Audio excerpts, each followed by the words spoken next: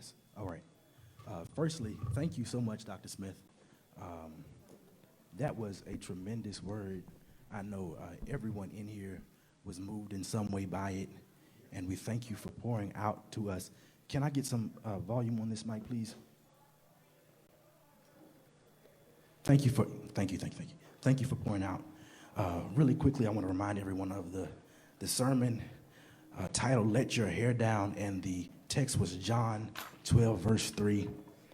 Before we move into the sermon, we want to ask some preliminary questions just to break the ice a little bit. And Dr. Smith, would you please, actually, I want to go back and say this real quick.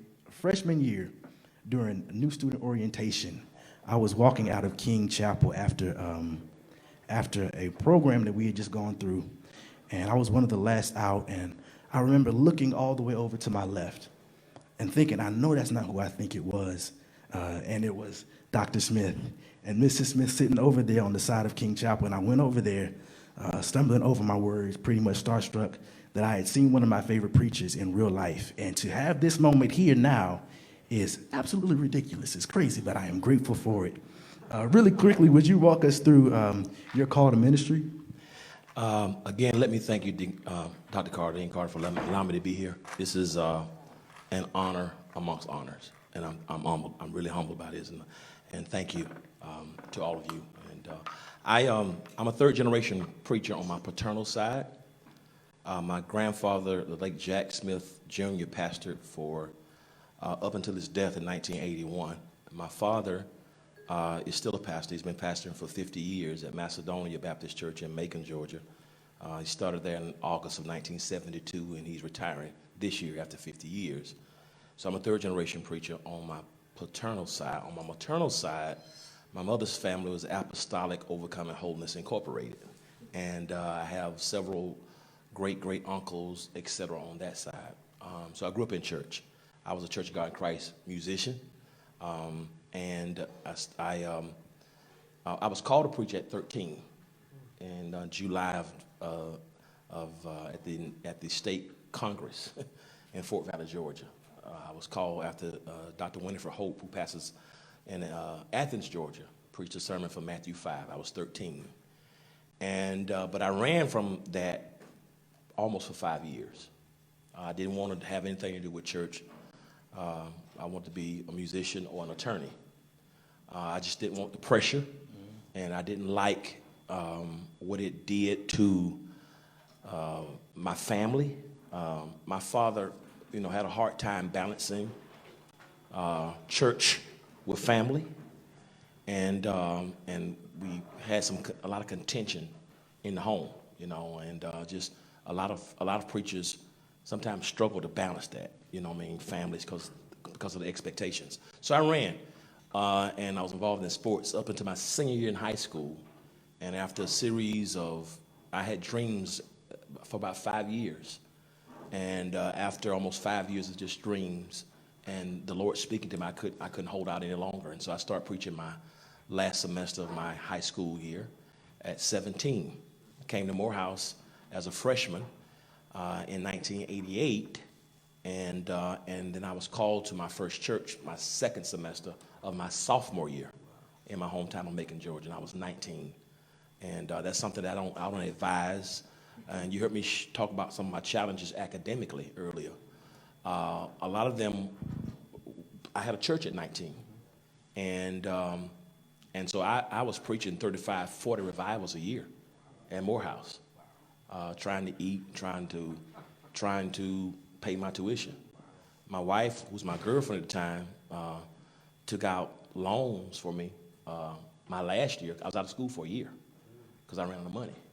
And so my wife, then girlfriend, helped me get back to school so I could finish. So I was not struggling in terms of intellect, but I just couldn't apply myself the way I wanted to because of the challenges of ministry. And so those of you who are students, my suggestion, live your life.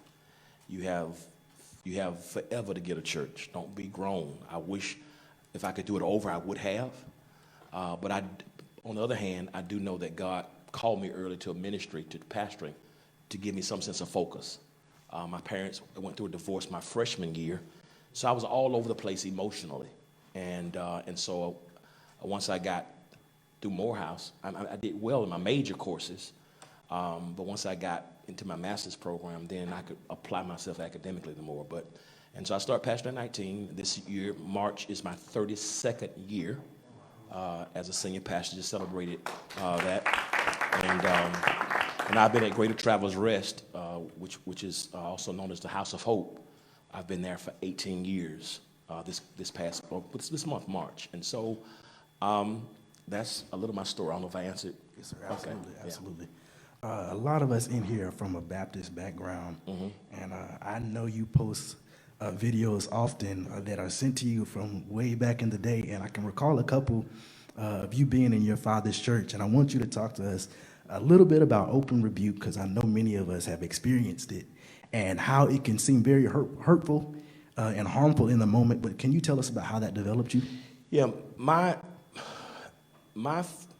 dad is an interesting guy, and his generation believed, and I still do too, in paying dues. They had a way of trying to make sure we kept our feet on the ground and walking in humility.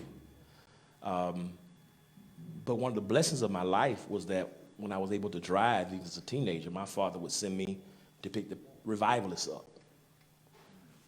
He would allow me to come out to dinner with them sometimes. He and I were not particularly close, but he says now he saw the call of God on my life, and so he wanted to ensure that I knew how to carry myself, not to talk too much, how to listen. Some lessons are taught, some are caught. And my dad was the type of guy who wanted you to know that I'm the pastor, sometimes to a fault. But at the same time, I think it prepared me to respect leadership, to try to have order in what I do, and to be able to be invited back to a place. So they were very, very tough, very, very, very, very tough. My dad, I would go to church sometimes on Sunday morning, and right before during the pre-sermon song, he would say, "You preaching?" Yes, sir. Yeah. So I had no prior notice. The morning hymn is being ministered. I'm next. Wow. So he did that a couple of times because he wanted to make sure I still was maintaining good study habits. And some of some of them have great intentions, and they were not trying to be hurtful, but to make sure that you manage things properly. And so you want to have somebody who will tell you the truth. And one of the things, it happened in my generation, I think it happens a lot in your generation too, is sometimes we get offended and we wear our feelings on our shoulders, and we're overly sensitive. But if you know a person's heart, you have to sanitize the moment with what you know about their heart. I don't know what's in God's head, because God's ways are not my ways, but I trust God's heart. And so even if things are crazy in my life, I believe God's intentions toward me are favorable. And so the same way with your leader and your mentors, have people that will tell you the truth. Iron sharpens iron, and be able to take constructive criticism, and even have homiletical buddies. When we were in Morehouse, we preach, we would go to each other's. We run our sermons by each other, and if the sermon sucked, we told the person the sermon sucked. And we talked through it, and we worked it out. To have some homiletical buddies, because I think accountability and being sharpened is important. So realize that you're just getting started and you want wisdom. And if they're tough, try to follow what's in their heart, even if you don't understand what's happening. Yes, sir. Yeah. That brings me right into my next question. And actually, last week, you were in Gastonia, North Carolina at Tabernacle Baptist Church, which is a church that I attend back home. Wow. I had this in my note. You mentioned, and you mentioned it again today, if you stay small long enough, you'll become big soon enough. Would you speak to us about the importance of running our race and not rushing our process? Yeah, I want to say something that I think is very, very important. YouTube and social media has made people see caricatures of preachers to think that's the paradigm for success. When I was called to preach, and I remember in 1992, 1992 it was, when Bishop Jakes brought the Woman Thou Art Loose conference to Atlanta for the first time. It actually was held in the facility that we occupy now. And I never thought, that I would have any kind of connection, at all. And it wasn't my desire. A lot of people clamor for the lights, in so much that they will alter the message and duplicate the message of what they think is success, not realizing that the average pastor is bivocational. Yes, sir. And the average church in America is 75 people. Yes, sir. And I think what is happening is we look at a few ministries and everybody believes that's going to be my ministry. And we're more driven by numbers, and that's the rubric for success rather than effectiveness.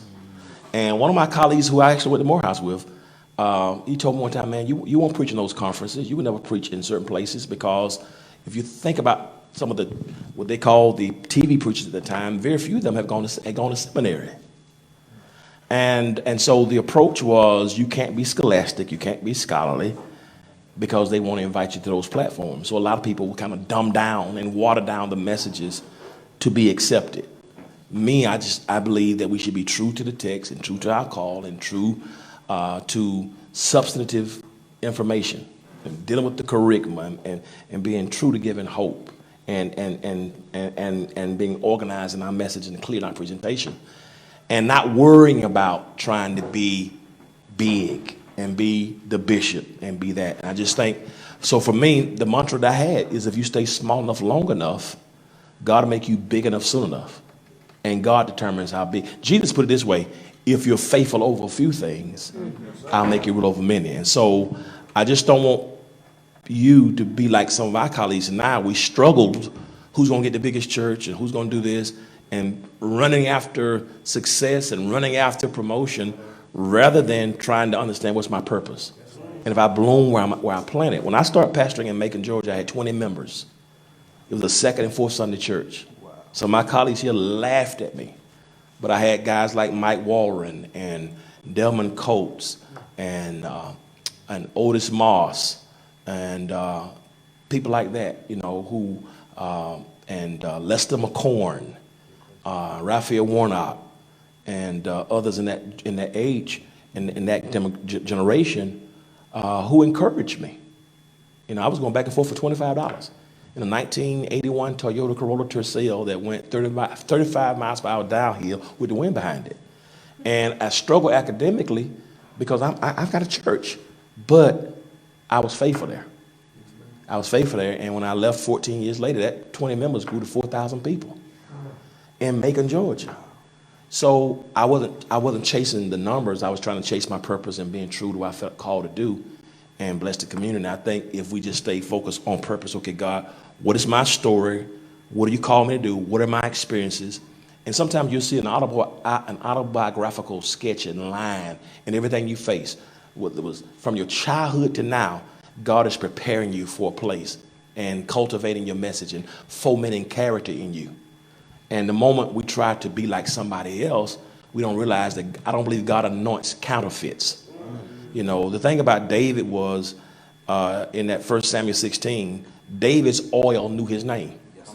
And it wasn't pouring anybody else. And so rather than trying to reach superstardom and this whole celebrity thing that I think has somehow corrupted sometimes our approach and our authenticity, it's like, Lord, keep my heart clean and pure so it can be for you and not for myself. And so I just want to encourage people, that try to stay faithful. It's not about the check, so many youngsters, it's like, even now, it's like, how am I going to get paid? How much they going to pay me? Man, when I started preaching, I would pay somebody else to let me preach. You know what I mean? So this is not a vocation, it's a call.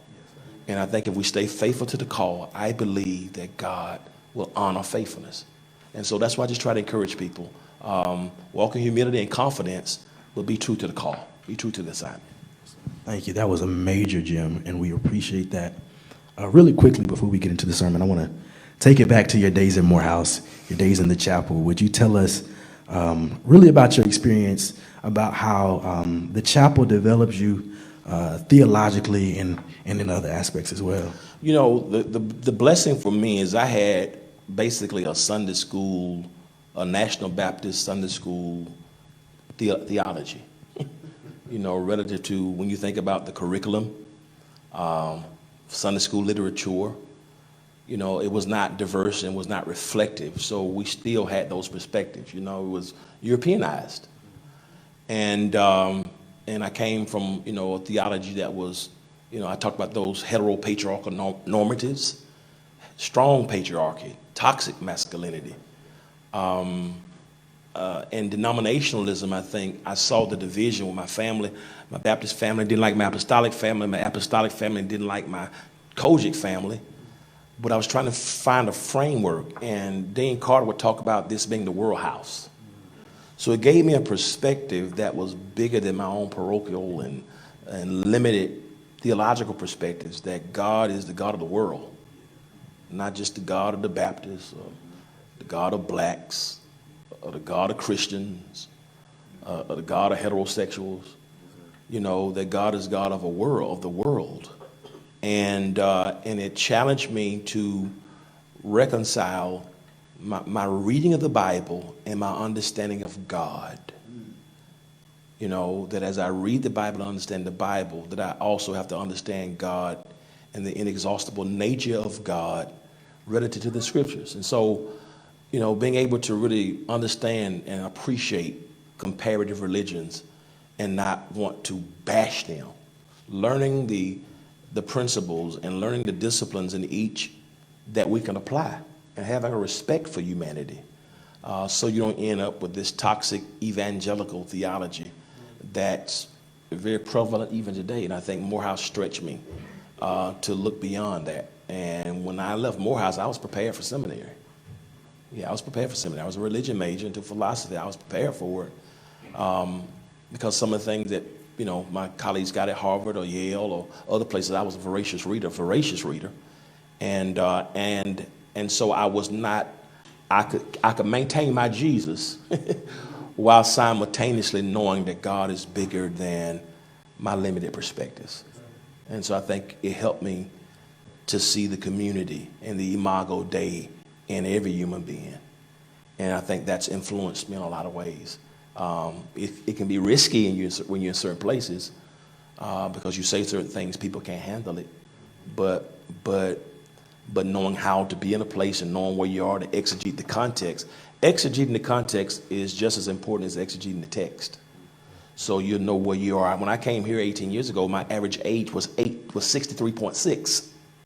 So being able to take what I've learned and go and get grandmama and bring her on the journey with me as we're all engaging in theology. And so I wouldn't be where I am without Morehouse, without a doubt. Wow.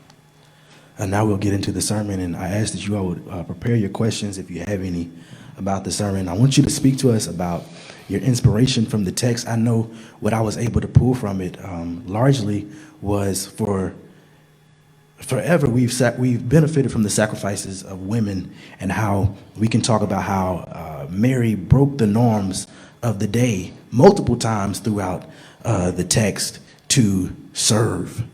And would you just give us your inspiration for this text?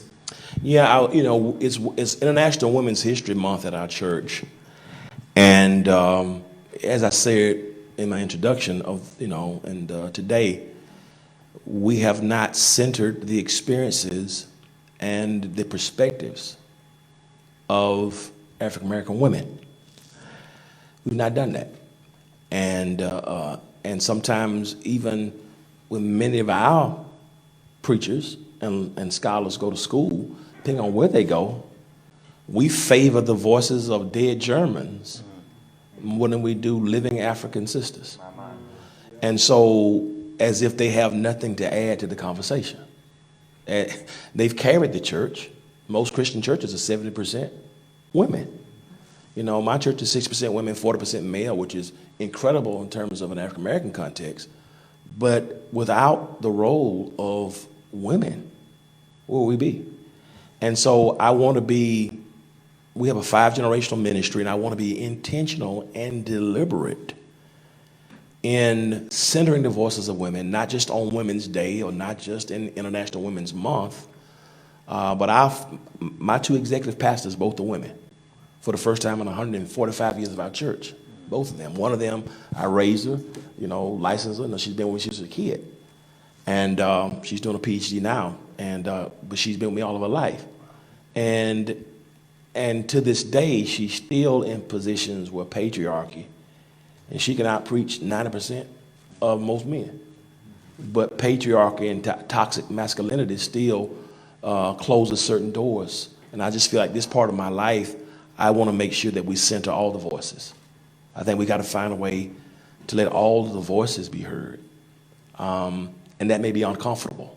Bell Hooks talked about it, it's all about love, and it's all about having those perspectives at the table. And I just think too often we have allowed, we've hushed too many of the voices, and as a consequence, we don't learn, we don't grow.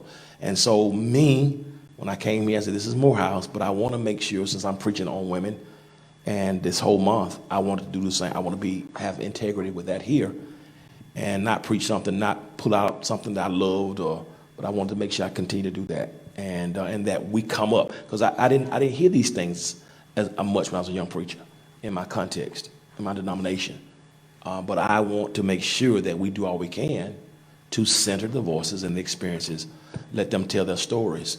Not let them, because they have their own agency, but you understand what I'm saying. I want to make sure that we provide room where they don't have to knock the door down to be what they've been doing, because they are the ones who carry our church and our community anyway.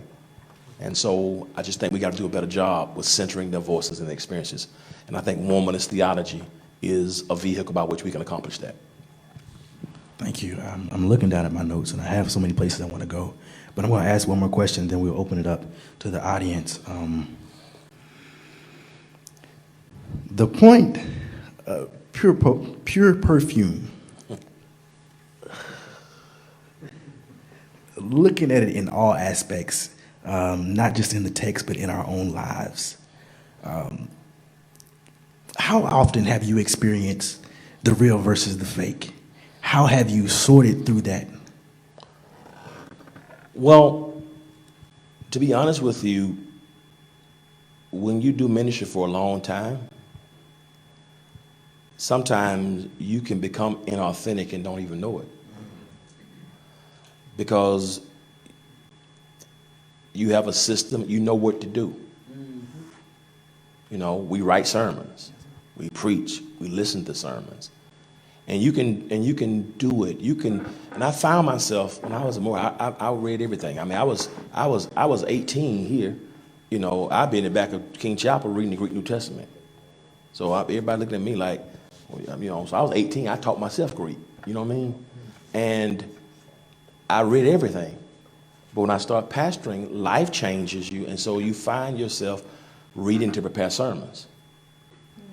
And what happens inevitably, if you're not careful, you can get away from a devotional life. And even sermon prep, there's no more time meditation or spending time with God. It's work. And there's no, I'm doing this because it's habitual and it's routine. And you can get away with it because God can use the gift. And but you're disconnected.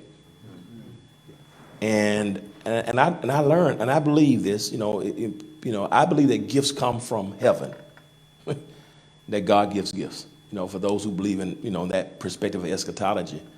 And it's so possible that God can use your gift and you be lost because you got in the routine and you're disconnected. My gift came from heaven, and one day my gift is going back to heaven. And I look at my life and I wonder, am I connected? Am I applying the spiritual disciplines? I don't want my gift to go back to heaven without me. So you can be in ministry and not know that you're disconnected. You're doing it out of habit because you're gifted to do it. And you've lost the connection. You know what buttons to press. You know the cliches. And that's what happens. Now, we know what to say to people. We know when the organ comes in. You do a certain intonation and all the idiomatic expressions that come along with the clergy. Touch your neighbor and say. Many of us are gifted enough. We know the ecclesiastical nomenclature and jargon. We know how to emotionally move people, and many of us learn that and we like that. But I just think it's inauthentic. James Cone once said that the black church is the only place where you can go and leave your brain at home. And so for me, it's a challenge that I don't want to be I'm preaching the text, but I'm not being empowered or challenged or disciplined or benefiting from nothing I'm preaching. It's possible to use a real gift and the person who's using it is not affected by it in any way, shape, form, or fashion. And then our relationships sometimes are inauthentic. We can call each other doc and bruh and sis, and snakes now say bruh, what's up, bruh? What's up, sis? And so sometimes we can't even talk and be real with each other because it's such a lack of authenticity. And I just think that we're just too busy trying to impress each other. And unfortunately, we're not able to share. When we're broken, when we're hurt, we need somebody to talk to. When we're out of order, we don't want that kind of relationship. Man, I'm broken. I'm hurt. So a lot of what we do preaching-wise is inauthentic. So So for me, yes. Thank you. Now we're opening up to the audience. Any questions that you might want to ask Dr. Smith, please take the podium here. Come on, I know y'all got some questions. Dr. Smith, this has been the most involved that I have seen Dean. Dean, I thought Dean was about to shout over there. Oh my Lord.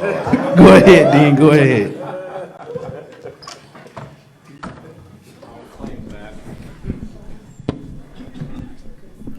I'm a little surprised that there's not one question from you. So maybe I should ask you a question.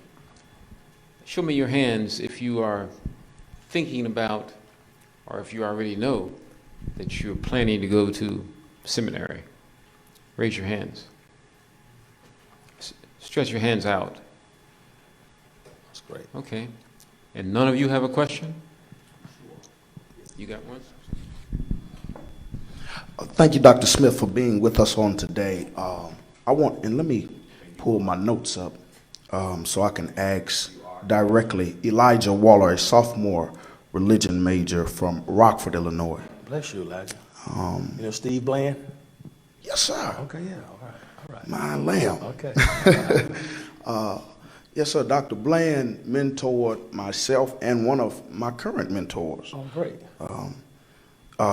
You mentioned being true to the text when Yes. you were saying how many preachers at a certain period had dumbed down their sermons because it wasn't necessary to have the mind, as you referred to James Cone as well. Mm-hmm. And a lot of my preaching buddies here know how important it is for me to elaborate on dissecting the text, and the way that you did that today was just tremendous, and I commend you on that, Dr. Smith. And what tips can you give us young preachers on how we should study and sit down to dissect and exegete and eisegete the text to a level such that you did today? Because not only did you deal with this chapter, but you went to 11 and then went back to chapter 19, all the way to chapter 19. And so what could you give us some pointers to not just get up and preach and say what we want to say, but say what the text is saying? That's a great question. Let me say, first of all, when I say preach the text, that's with the understanding that there are different approaches to preaching. You got exposition, you have narrative exposition, you got topical, you have inductive, you got deductive. So there are different types of sermon approaches. That's number one. My preferred method is exposition. That's me. That's not the only style or homiletical approach to preaching. I've heard people do topical sermons where they may take a text, lift a topic, and expound on that topic from the text, and they don't do a lot of you have textual preaching, you have exegetical preaching, different approaches. So what I would suggest is you find a style, maybe by listening to it, that fits your style, okay? And you begin with one particular style. And for me, I believe that you speak what the text speaks, you're silent when the text is silent. So you take what's called a pericope, which is a body of scripture. What I do is I try to read at least 9 different translations of it. I'm looking for the nouns. I want to outline the nouns. I want to outline the verbs. I'm even looking for the punctuation marks. So I do my linguistic and my etymological studies. I want to look at it from a social, cross-historical reference point. I want to read the passage before it and the passage after it to make sure I'm appropriate contextually, right? I want to get a big idea from that passage. Me, a lot of times, I try to preach with points or what late Henry Mitchell, God bless, and Dr. R. Clark call movements. I listened to the approach of Miles Jones, who was a great homiletics professor at Virginia Union. Henry and Ella Mitchell, who taught everywhere. Samuel Proctor. My personal preaching mentors were the late Dr. Matt King Carter, who took me under my wings when I was very young, and Dr. Joel Gregory, who actually was a Southern Baptist preacher, but I took a love to him when I was 16. So he was an expository preacher. My father was more of a narrative preacher, telling the story. And you have narrative preaching, which has come back alive, which is just the telling of the story but in clear, precise ways. And so for me, it's to get an understanding of the scripture, and for me, picking out 3 movements, perhaps. I'll do that maybe 70% of the time. Sometimes I just tell the story to vary it. And also understanding that every passage, like you can't sometimes preach Proverbs narratively. You know what I mean? Or Leviticus narratively. And so the text determines the approach. I think inevitably every style, whether it's Fred Craddock, whether it's Eugene Lowry, the homiletical plot, you find an approach, but start with one. And you look for the nouns, the places, and you outline it. You pick the main idea and make sure that if you have movements that they undergird that idea. So it's the big idea, it's the introduction. And here's another thing I want to share with you. I think it's very important. That's a formula. It's called the hook. The hook, the look, the book, and the took. The hook, if you think this way, the hook is the introduction. Why is this sermon necessary? What issues will this message address? What problems will this message answer? That's the hook. When you go fishing, you have to have a hook. That's the introduction, the hook. Then the look is the approach that you're going to use, the style, whether it's narrative, exposition, deductive, inductive. Then the book is the passage that you select. And then the took is what's the take-home value, or that's the application to it. Some call it investigation, preparation, organization, and so there are different ways you look at it. But it's me. Joe Gregory calls it, I'm bringing the wasness of the word into the isness of now as I stand on a razor's edge. One of my feet is on ancient Jerusalem, and the other foot is on my current context and zip code. So I've got to preach with one foot in the history and the context of that passage, the other foot in now. I'm standing on a razor's edge. And if I don't balance myself on that razor's edge, I'll fall and I'll cut myself and I'll bleed out in the congregation. So I'm standing. So effective communication preaching is when I bring the wasness of the word into the isness of now through the medium of one's personality. I hope I answered your question.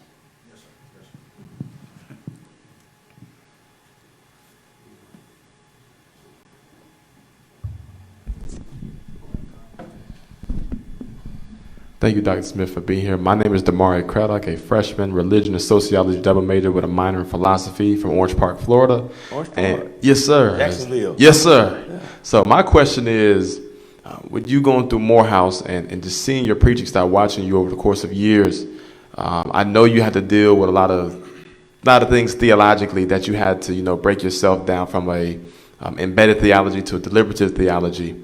And that's what I'm going through right now. So I would say, can you go deeper in what did that look for you when you was here at Morehouse? How did you get out of that traditional way into more of a deliberative way until you find yourself in the preaching moment? There's a word that I didn't know needed to happen until later. But what you're going through now, and I think at some points we all go through it, is called deconstruction.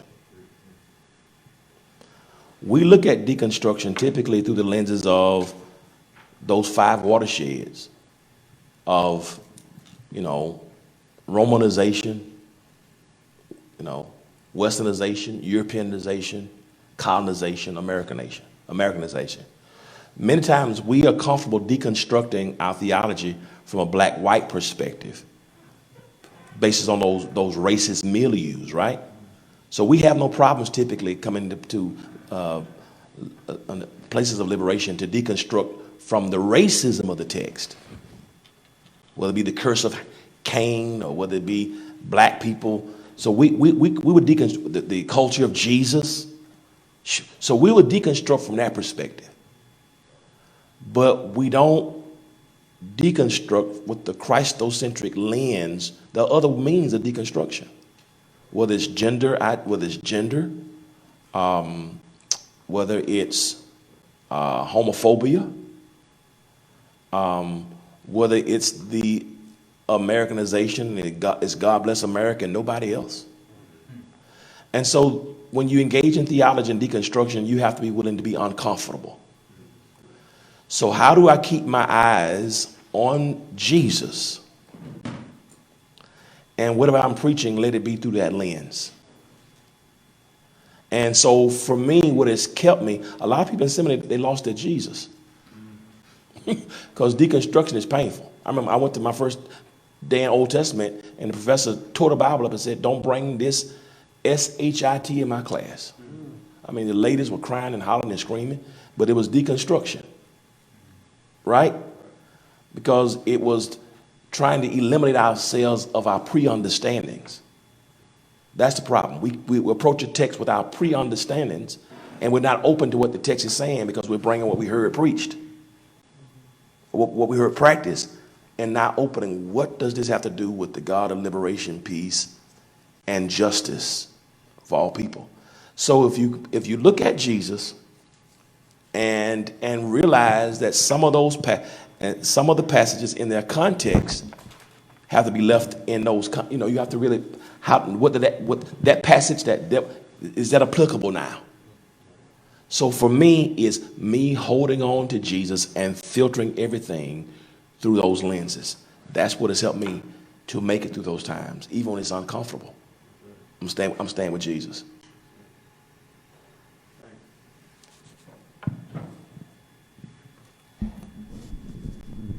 Someone else? Okay. Doc, bless you, man. Good to see you. Bless you, sir. Barrett Johnson, Yes, philosophy major, junior philosophy major, Atlanta, Georgia. Bless you, man. Twofold question.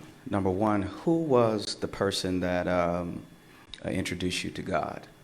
And then second question is, being a PK, growing up in church, did you ever have a time in your ministry where you had to find your own voice or struggle trying to find your own voice, trying not to sound like your dad or sound like this person or whoever? That's good. Who introduced me to God? That's a great question. I think sometimes our first introduction is to church. I believe my mother and my grandfather and my grandparents, is when I really start to have a lot of questions about God. Sunday school class sometimes was difficult because certain questions I couldn't ask. I was very inquisitive. But I believe I got it through my mother, trying to understand, because we were one way at church. Church said one thing, but home said another sometimes.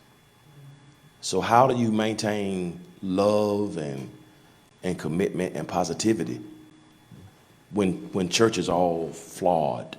And I think it was through my mother's experience, me trying to understand her, my place, I think was through that. In terms of that second question, your own voice, I would listen to people who I had an affinity for their approach. And of course, my dad and my grandfather were very influential on my approach to ministry, because that's where I grew up. But I wanted to blend. I started to find my own approach when I got to Morehouse. You develop that. They say it takes you 30 years to find your own voice in preaching, to really find your own voice. That all the time we're practicing. So I've been preaching this year's 34 years. So I'm just finding my voice. But it's incorporating my experiences, what I've been through, the approach, and it's okay if you're influenced by people that you respect. That's fine. But when you use who you are, what you've gone through, and bring all of you through the text, through your experiences. Matthew wrote to the Jews. Luke wrote to non-Jews. Their approaches were different.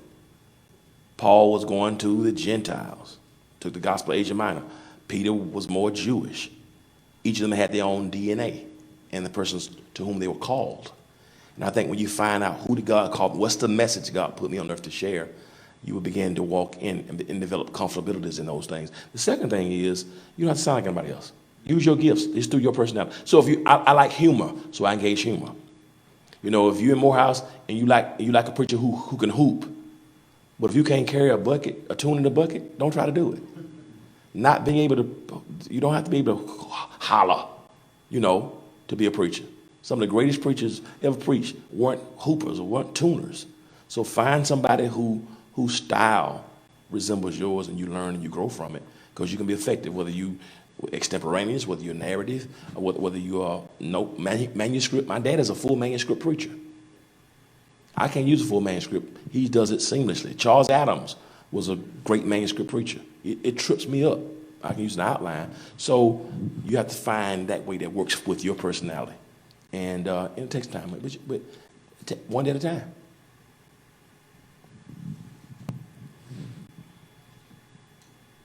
Your power,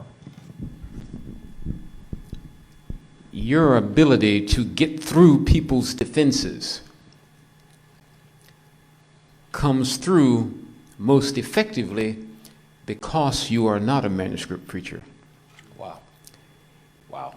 You're not a slave to a manuscript. You're not dependent. So you maintain eye contact.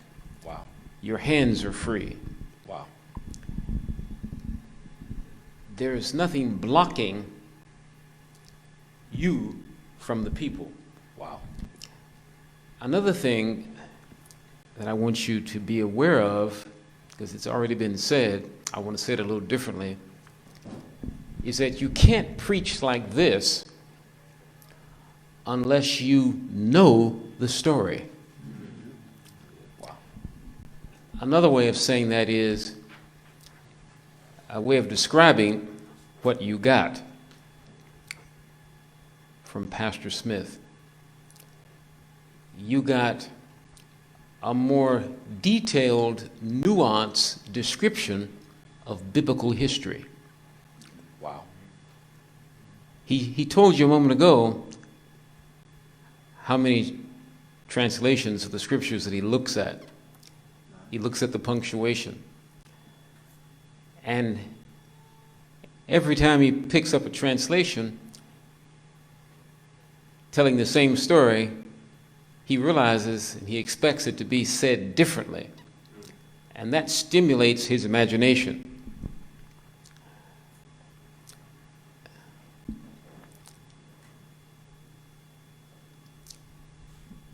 he is a picture painter. He can paint the picture. It's almost as if he starts out saying, I want to tell you about Mary and Martha and their being in the presence of Jesus.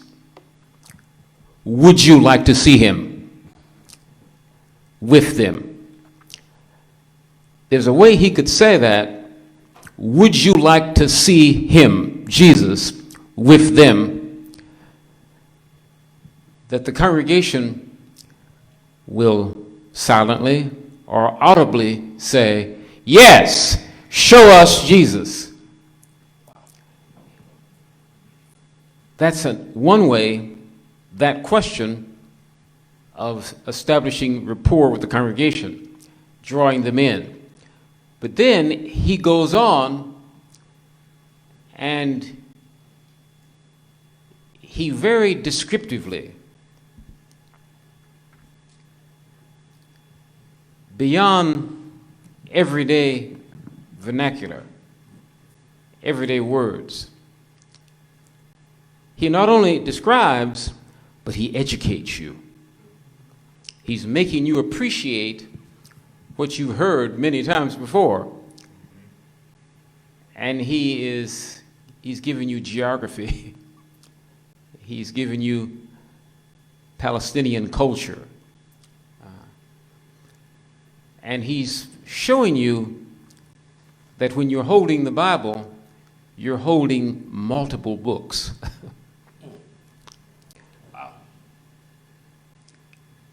Now, let me deviate and say this. I didn't realize this until tonight, but I used the same method of delivery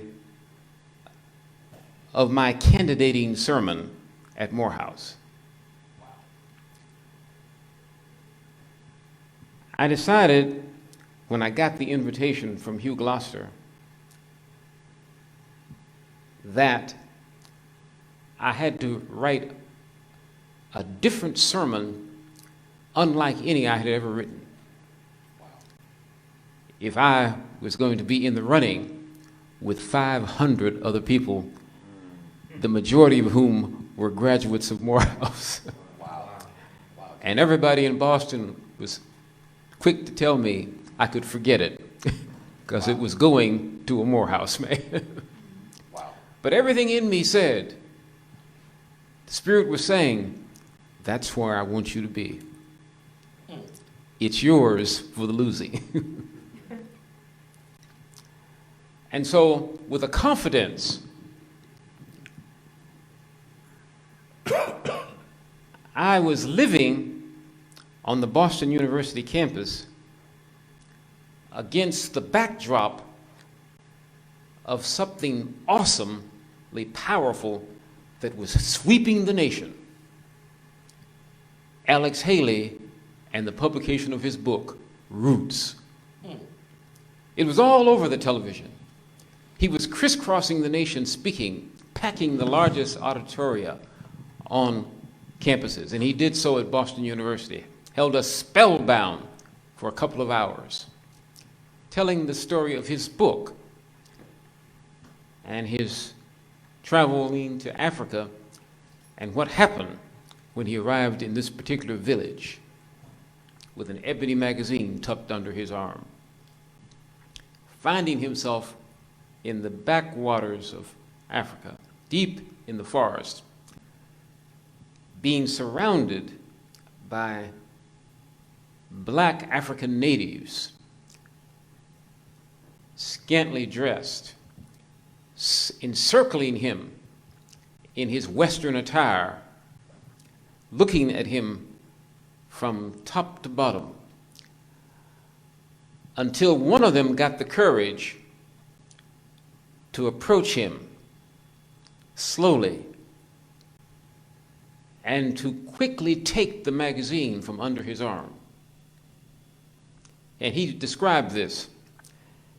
And the tribesman put the magazine on the ground, and the other natives gathered around him, some on their knees and some standing, as he turned the pages in that ebony magazine. And every time he turned a page, he named an African tribe, a different one, and he pointed to the faces of the people on every page that he turned. And the African natives responded audibly in surprise, shock. And I remember in Hayden Hall at Boston University, you had 1,000 people at least who were right there seeing those pages turn, hearing him identify that those African-American faces in the magazine could be, by looking at the bone structure of their faces, trace to where they were from in Africa. He ignited an interest in this nation in researching your roots. That was where I got my idea from for my candidating sermon at Morehouse College. Wow. And so I'm going to let you in on the secret. I decided that I was going to trace the roots of Jesus. Wow. Look at his lineage and who was in it. And I made an interesting discovery. The most fascinating people were his ancestors. And some of them looked like they didn't have a chance of getting into heaven. My God. My goodness. But the interesting thing was that I discovered Jesus never disowned any of them. Wow. And that's what I preached about. The treasure in your trash. The treasure in your trash. Wow. Now, I know they can't wait to get 2 miles from here and they're going to preach that. Well, when I sat down to a packed sale hall, they were standing in the balcony. There was a clock on the balcony. That clock may still be there. The second hand was on 12 when I finished. And when the audience, the standing ovation, sat down, the second hand was on 6. Wow. Everything in me said, "You're home." Wow. And all I did was what Pastor Smith did. I painted the picture. Okay? Now, the great picture painters, I mentioned to him, I said, have you heard the sermon of Peter Marshall? Were you there? And he said he hadn't heard that. And I encouraged him to be sure to go searching on Google for that. My college president played that on a long playing album in chapel, and it wrecked the chapel. Peter Marshall was the pastor of New York Presbyterian Church in D.C., and he is known in history as the most eloquent chaplain in the House of Representatives and the Senate. The most eloquent of all those who have served as chaplain. Hear that sermon, and you'll hear a masterful example of what Pastor Smith did. This sermon was in the tradition of King, Gardner Taylor, Jones, J.C. Austin, Sandy F. Ray, Frederick D. Haynes III. Don't miss the baccalaureate preacher in May. Haynes is the preacher.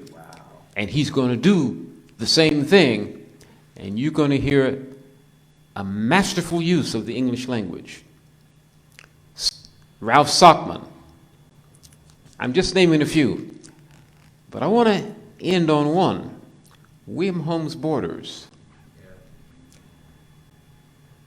I heard him tonight. Wow. And what is fascinating is that he is from Macon. Sure is.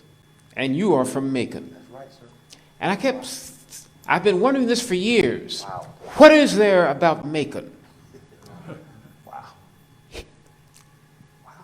William Holmes Borders, former pastor of Wheat Street, was sitting on the front row of King Chapel when I stood to deliver my first sermon as dean.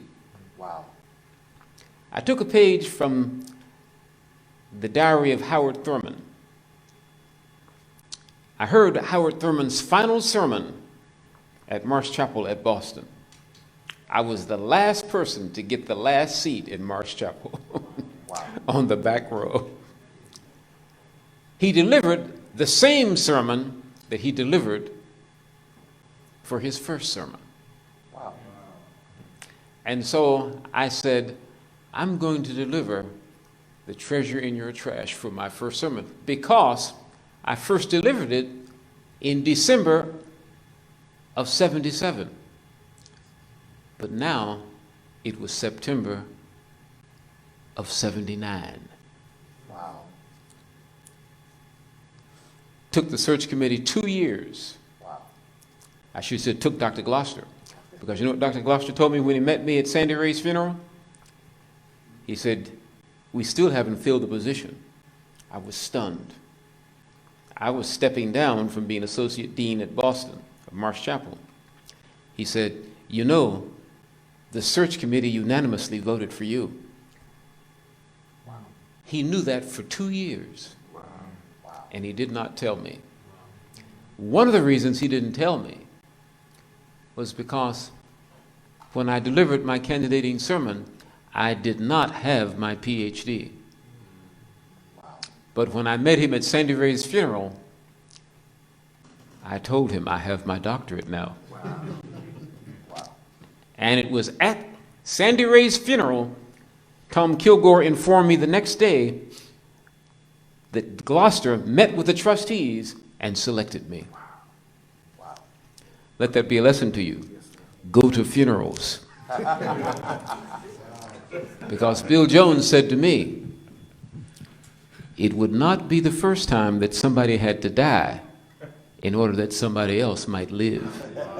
My God. Wow. You have to forgive me for slipping that in. So, what can you say about Macon? It's weird you said that, Dean, because I'm just, first of all, I'm blown away. Sandy Ray pastored in Macon as well. Oh, yes, I was aware of that. And by the way, just for the record, William Holmes Borders walked up to me after the sermon, and he said, son, you will never top that. Wow. Okay, okay. Wow. Yeah, and Sandy Ray pastored where I pastor now as well. He followed Daddy King. I don't know. It's a great question. I know it's a hard place to preach, but it historically has produced, you know, a lot of people who've been influential in terms of in terms of the church. So I just think the community of preachers there, me growing up there, my great uncle was a phenomenal preacher, and I just think, just the context of the city, I don't know. It's just, I don't know. I don't have anything scientific to say. Here's something that I need you to hear.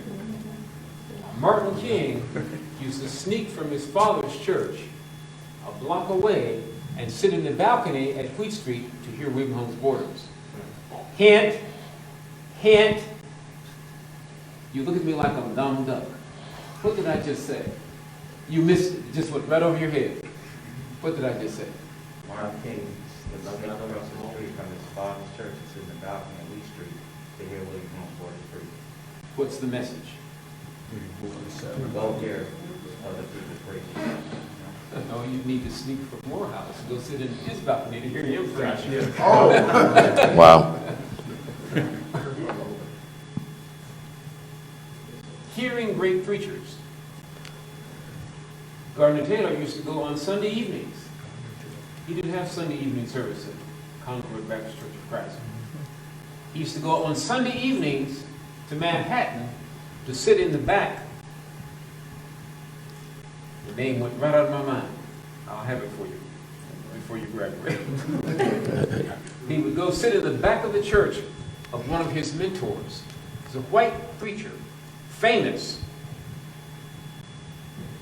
And I need to tell you not only who it is, but the books that Gardner Taylor used to read. You talk about some brilliant writing. You make sure I won't forget to tell you that. The Buttricks. Fosdick. Fosdick said that his greatest student at Union in his preaching class, you know who that was? So he was naturally eloquent. Had all the gifts of a preacher when he walked into Union Seminary. Ralph Sockmeyer. Christ Church Methodist, Manhattan.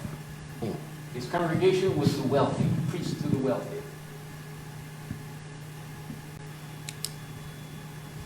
Well, I want to do one more thing. I'm going to read you a sentence that I wrote that came to me as you were preaching. You talked about Lazarus being raised, the exchange between Jesus and the sisters. Faith in God tapped into the power of God through prayer, which is the route to eternal life. And how did I arrive at that? I'm going to read it one more time. And then I'm going to go to the scripture. Faith in God. And you know, I was inclined to write this because, you know, on Easter Sunday, everyone wants to hear about the resurrection. And you know, half of them don't believe that it happened. That's troubling, more than half. So, watching the preacher tell this story, wondering where is he going with this? How is he going to make this work? This came to me. How did he make it happen? Jesus had faith in God. He tapped into the consciousness of God. He tapped into the power of God. How? Through prayer, which is the route to eternal life.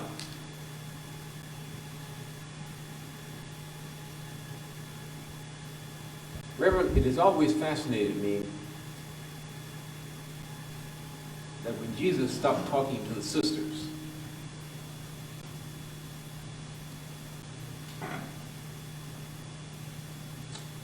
and the tomb was in front of him, that the first words out of his mouth were words of prayer. And they were fascinating words. Father, there has never been a time when you have not heard me. What is that? Pure, unadulterated faith. Never has there been a time when you have not heard me. Suppose you started all your prayers like that. My goodness.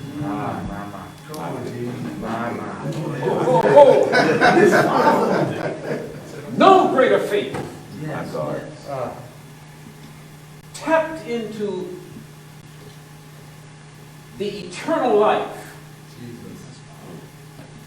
the power of the eternal life, the power of God. Yes. All right, then. Rock, Dave. You better rock. Something had to happen. Yes, sir. Yes, sir. I wasn't there, but I believe something mighty happened. Yes. My goodness. Because that story got in that in Scripture for a reason. My goodness. I wasn't there at the resurrection. But you can't tell me that that story can be dismissed by science. Yes, sir. You can't. Tell me. Why? Because it's too powerful. Yeah. My goodness. It endures. Yes.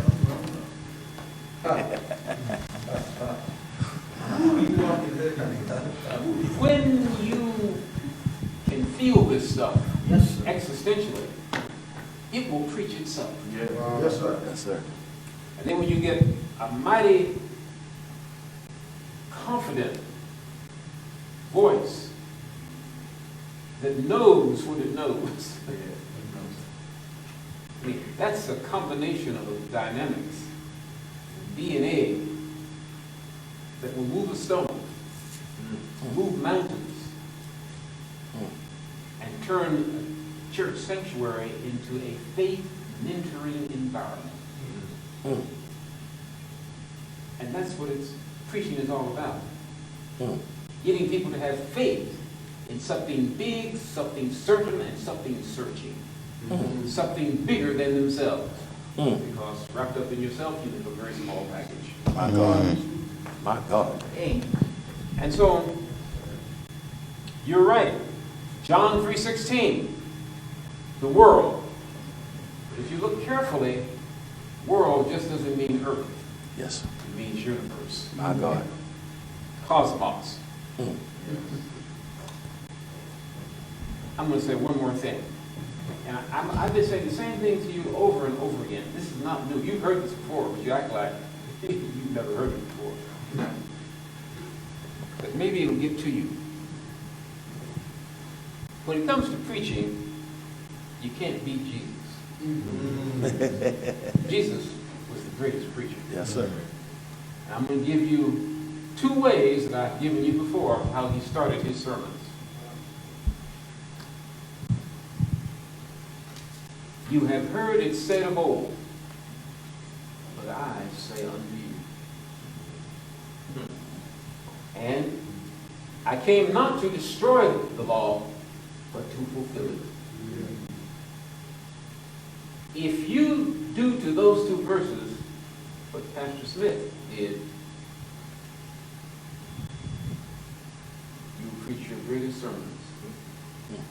What in the world is Jesus doing by starting the sermon this way, and what is he really saying? These 2 verses are revolutionary.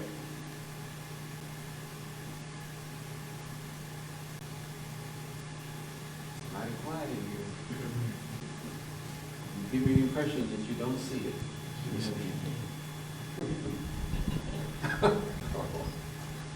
You have heard it said of old, but I say unto you. What in the world just happened? Wow. Something revolutionary just happened. Wow. This man put his credentials on the table. Wow. My. You've heard it said of old, What I say of you. of old, take your eyes off the rearview mirror. Yes, sir. We're not retreating, we're advancing. We're not going back, we're going forward. Yes, sir. We're going somewhere you haven't been yet. That's good. And that's what got him in trouble. Yes. And maybe you haven't been there yet because you may be afraid of upsetting the deacons Yes. and the trustees.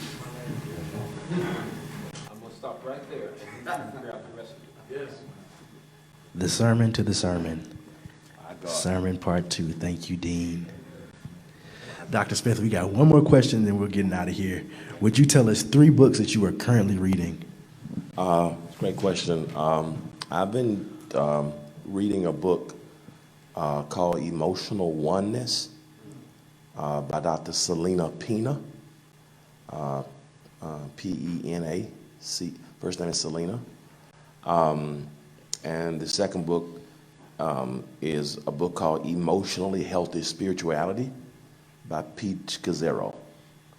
I've been taking a glimpse in, based upon what's happening culturally, particularly with coronavirus, and trying to unpack the nuances of how our mental health has been affected by coronavirus. I think we talk a lot about spirituality, but I think the emotional realm is probably the most neglected area of our being. And it's possible to be intellectually superior. That's what Morehouse does. Morehouse raises men to be intellectually superior. But you can be intellectually superior and emotionally deficient. So we don't hear a lot about the realm of the emotions and trying to balance who we are spiritually versus emotionally. And the third book that I've been reading is an old classic that I'm rereading by C.S. Lewis. It's called The Problem of Pain. Yeah, I've been and integrating those, and it's been very, very, very, very helpful. I just think we got to do more in terms of mental and emotional health, and particularly for African Americans. I'm not sure we know the impact of coronavirus. I think it's going to be years for us to really unpack what it's done to us emotionally, the church, preachers, leaders. This is not, and just what we've been through since with Trump and now war, and I was talking to my son who's he's a junior here, and he's doing a project tonight. But when you think about, he's born in 2000. So if you talk about being born in the era, think about those who were born in 2000. 9/11, the election of Obama, stock market crashing, Zika virus, Tea Party, Trump, Katrina, and now, war, Russia, Afghanistan, coronavirus. Some of you are juniors, you've been here. When you came in 19, you had 1 semester on campus. Your freshman year, the second month, you sent home. You just got back to campus this August. Nothing about that is normal or typical. You guys have not had even a typical college experience. What does that look like 5-10 years from now? And I just think we haven't unpacked it.